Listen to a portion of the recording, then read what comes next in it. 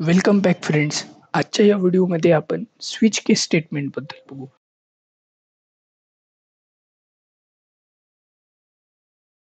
मागच्या काही व्हिडिओमध्ये आपण इफ स्टेटमेंट, ऑपरेटर्स, व्हेरिएबल, जावास्क्रिप्टबद्दल इन्फॉर्मेशन गॅदर केली होती.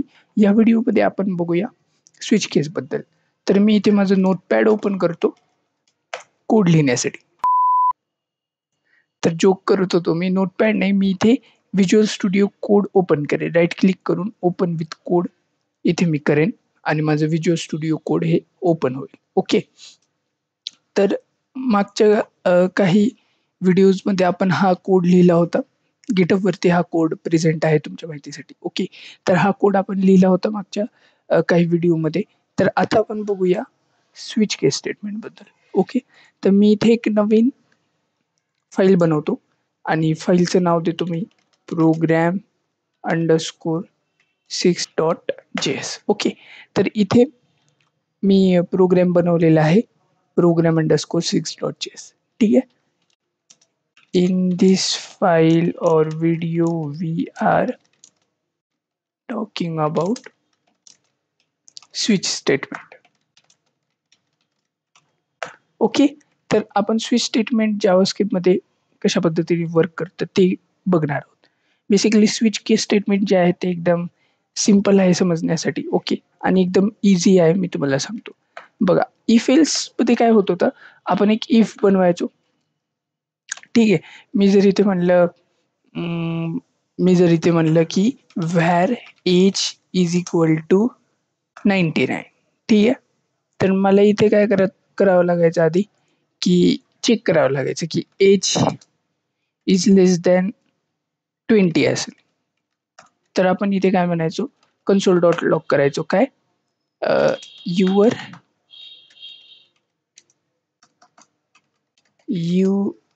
Age is less than 20. ठीक आहे. अशा पद्धतीने आपण करायचो आणि परत आपण इथे काय करायचो, जर एल्स स्टेटमेंट घ्यायचो. ठीक आहे. जर ही वरची कंडिशन फाल्स एक्झिक्यूट कम्प्यूट झाली तर आपण इथे काय म्हणायचो, आपण म्हणायचो की your age is not less than 20. तर मी जर ह्याला रन केलं, मी ते गो लाईव्ह वरती क्लिक करतो. ठीक आहे. जर मी ते गो लाईव्ह वरती क्लिक केलं तर हे काय होईल, क्रोममध्ये आपलं ओपन होईल. ओके. आणि इथे हे म्हणते एंटर युअर मार्क्स. ठीक आहे. मी मार्क्स एंटर करतो आणि मार्क्स एंटर केल्यानंतर इथे आपल्याला कोड जो आहे बघायला मिळतोय. तर index.html मध्ये तो मी बघतो, आधी चेक करतो की हां, मी इथे इन्क्लूड नाही केली आहे फाईल. तर ह्याला मी अशा पद्धतीने कमेंट आउट करेल आणि इथे 6 म्हणेल तर program_6 इथे आले. आता मी इथे येऊन रिलोड करेल तेव्हा आपल्याला इथे your age is not less than 20 म्हणून आलं. ओके. जे की बरोबर पण आहे. आपली एज 99 आहे, तर ही कंडिशन आपली फाल्स होईल आणि your age is not less than 20. तसंच मी इथे काय करू शकतो, मी इथे म्हणू शकतो एल्स इफ, अजून एक कंडिशन मी इथे देऊ शकतो आणि या कंडिशनमध्ये मी म्हणू शकतो की जर एज आपलं लेस दॅन 5 असेल. ठीक आहे. तर मी इथे काय म्हणू शकत होतो, मी इथे म्हणू शकत होतो युअर एज इज 5. ओके. तर आता बघा, इथे आपल्याकडे काय आलंय, your age is not less than 20. मी इथे जर ह्याला इज इक्वल टू करू. ठीक आहे. तर इथे काय येईल आपल्याकडे, your age is less than 20. Your age is less than 20. मी इथे इज इक्वल टू करतो. ओके. युअर एज इज 5 आलं.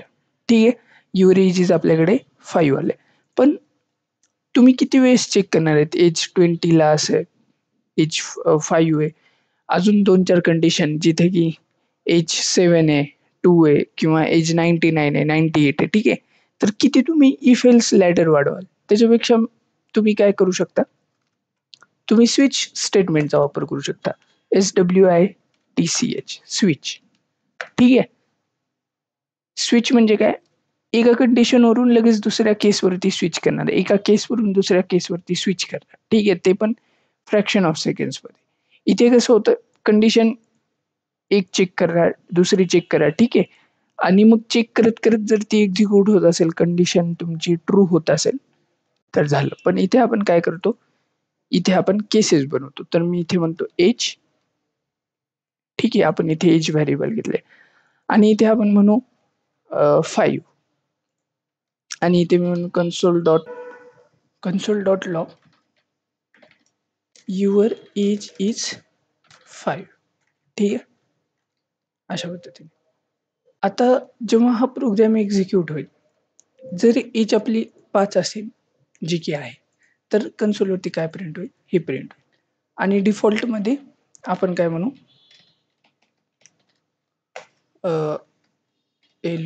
log I don't know your age. ठीक आहे.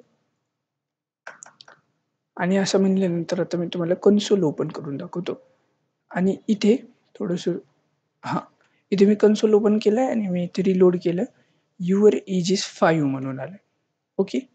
आता मी इथे अजून 2-3 केस बनवतो. 1, 2, 3. ठीक आहे. इथे मी अजून 2-3 केसेस क्रिएट केल्या. आता मी इथे म्हणेल 10, इथे म्हणेल मी 15 आणि इथे म्हणेल मी 20, 20. ठीक आहे. आणि इथे मी म्हणेन की 10 आहे, 15 आहे आणि 20 आहे. ओके. 5, 10, 15 आणि 20 आहे. तर आता जर मी तुम्हाला कन्सोल दाखवलं तर still we have your age is 5. But जेव्हा एज चेंज होईल, तेव्हा काय झालं, युअर एज इज 15 म्हणून आलं. ओके. आणि दुसरी गोष्ट अशी आहे की मी इथे काय करू शकत होतो, आता तुम्ही म्हणाल की इथे मी ब्रेक का वापरलं? ठीक आहे, ब्रेक शिवाय होत नाही का प्रोग्राम? तर ब्रेक शिवाय प्रोग्राम होतो. मी तुम्हाला इथले ब्रेक काढून दाखवतो. Break, break, break, break. ठीक आहे. आणि आता तुम्ही बघा, आता बघा, your age is 15, your age is 20. I don't know your age. सगळेच केसेस कंटिन्युअसली एक्झिक्यूट झाल्या. कळते तुम्हाला? आता 15ची खालची मॅच होत होती. 20 पण मॅच होत होती, तर इथे सगळं चालू. मी जर इथे एज दिलं 0, 1, ठीक आहे. तर मी इथे 1 एज दिलं, तर तुम्ही इथे बघा की इथे काय आलंय, I don't know your age. आणि मी जर इथे दिलं 10, तर 10 दिल्यावर काय काय येईल, इथून पूर्ण खालचं. ठीक आहे. तर युअर एज इज 10, 15 अशा पद्धतीने. तर आपल्याला कुठेतरी गरज असते त्या स्टेटमेंटला टर्मिनेट करायची, ब्रेक करायची. त्याच्यामुळे आपण ब्रेक वापरतो. ठीक आहे. तर जेव्हा आता मी इथे ब्रेक लावलं, हिने चेक केलं एजची व्हॅल्यू, इथे काय करेल, चेक करेल एजची व्हॅल्यू काय, 5. एजची व्हॅल्यू काय, 10. चेक करेल 5 आहे का, नाहीये. ब्रेक करेल. ठीक आहे. ह्याला एक्झिक्यूटच करणार आहे. परत चेक करेल 10 आहे का, येस आहे. तर मग या कन्सोल डॉट लॉगला एक्झिक्यूट करून काय करेल, ब्रेक करेल. ठीक आहे. या पूर्ण लूपच्या बाहेर. ठीक आहे. या पूर्णच्या बाहेर, या एवढ्याच्या पूर्णच्या बाहेर 10 हे ब्रेक करा. बघा, तसंच जर 15 असलं असतं तर चेक केलं असतं आणि ब्रेक केलं असतं. ठीक आहे. आणि जर मी ब्रेक वापरले नसतं तर सगळे केसेस काय झाले असते, एक्झिक्यूट झाले असते. मी ह्याला रिलोड करतो. इथे आलं your age is 10, your age is 10. तर अशा पद्धतीने स्विच केस आपण यूज करू शकतो. ओके. अजून एक एक छोटंसं तुम्हाला प्रोग्राम करून दाखवतो स्विच केस. तर मी इथे म्हणेल की let user colour is equal to prompt घेऊ आपण, एंटर युअर फेवरेट कलर. ठीक आहे, असं. आणि नंतर मी इथे म्हणेल स्विच केस स्टेटमेंट आणि ह्याच्यामध्ये मी म्हणेल युजर कलर. ठीक आहे. आता युजर कलर जो आहे ते आपल्याकडे स्ट्रिंग आहे. आधी काय होतं, आपल्याकडे नंबर होतं, पण आता काय स्ट्रिंग. तर मी इथे म्हणेल रेड आणि इथे म्हणेल डॉक्युमेंट डॉट बॉडी डॉट काय म्हणेल style dot bg background is equal to red. Okay, is equal to काय रेड. तसंच मी इथे ग्रीन येल्लो ब्ल्यू ह्याच्यासाठी पण बनवतो. तर इथे मी म्हणलं ग्रीन, इथे म्हणलं मी ब्ल्यू, आणि अजून एक इथे खाली बनवतो मी काय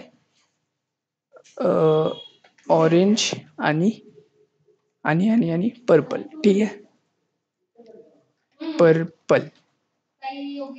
ओके, तर अशा पद्धतीने मी ते नवीन हे देतो. ओके, झालं हे.